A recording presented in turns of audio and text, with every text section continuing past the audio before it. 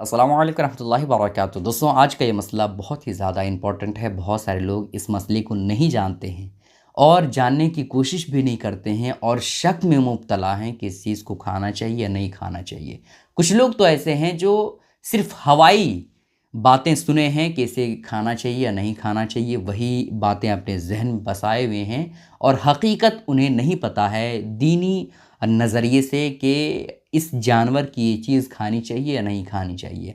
हालाँकि मुर्गे हमारे घरों में हफ़्ते में 2-3 दिन, 4 दिन तो आ ही जाते हैं। तो इस मसले के बारे में हर शख़्स को जानना बहुत ज़रूरी है, चूँकि ये मसला अगर नहीं जानेगा तो इंसान को पता ही नहीं चलेगा कि हम हलाल खा रहे हैं या हराम खा रहे हैं।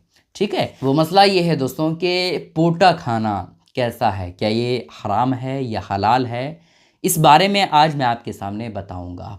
पोटा बहुत सारे लोग कुछ और ज़बान से इसे जानते हों। ख़ैर, आपको स्क्रीन पे दिख रही होगी, आप इससे अंदाज़ा लगा सकते हैं कि मैं आज आपके सामने किस चीज़ के बारे में बात करने वाला हूँ। देखें दोस्तों, आज मैं आपके सामने इस मसले को बिल्कुल क्लियर करने वाला हूँ और आसान तरीके से आपको इस मसले के बारे में सही इन्फॉर्मेशन बताऊँगा। देखें दोस्तों, पोटा मुर्गे या मुर्गी की उस जगह को कहा जाता है जहाँ पर जो है मुर्गियाँ चुन चुन करके जो दाने पेट में रखती है, उसके बाद जो पखाना की शक्ल में निकलती है, जहाँ पखाना रहता है, उसी जगह को जो है पोटा कहा जाता है, जहाँ हज़म होता है। समझ रहे हैं? तो उस चीज़ के बारे में बहुत सारे लोग कुछ कहते हैं, कुछ कहते हैं, लेकिन हकीकत ये है कि पोटा खाना ये बिल्कुल जायज़ है, किसी भी तरह से नाजायज़ या हराम या मकरूह नहीं है। अब बहुत सारे लोगों के ज़हन में एक सवाल आएगा कि भाई ओझड़ी है ना, उसके अंदर भी तो गंदगी होती है, उसे कुछ उलमाए कराम ने नाजायज़ और हराम क्यों करार दिया है?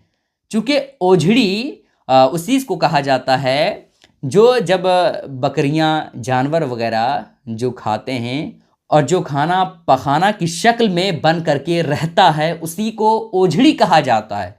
तो उस चीज़ को उलमाए कराम ने गंदगी और नापाकी की तरफ निस्बत करते हुए उस चीज़ को खाना नाजायज़ और हराम करार दिया है।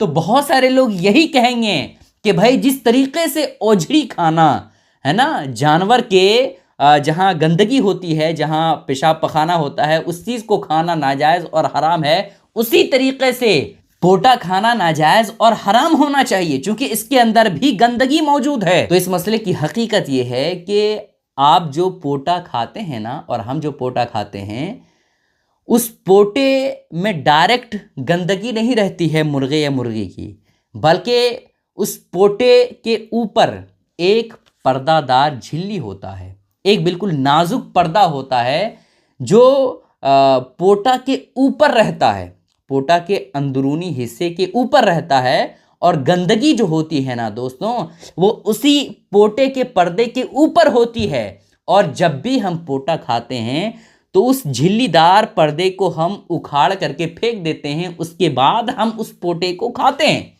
तो ऐसी कैफियत में जो गंदगी होती है ना, वो पोटे के ऊपर जो झिल्लीदार पर्दा होता है उसी के ऊपर होता है। समझे ना?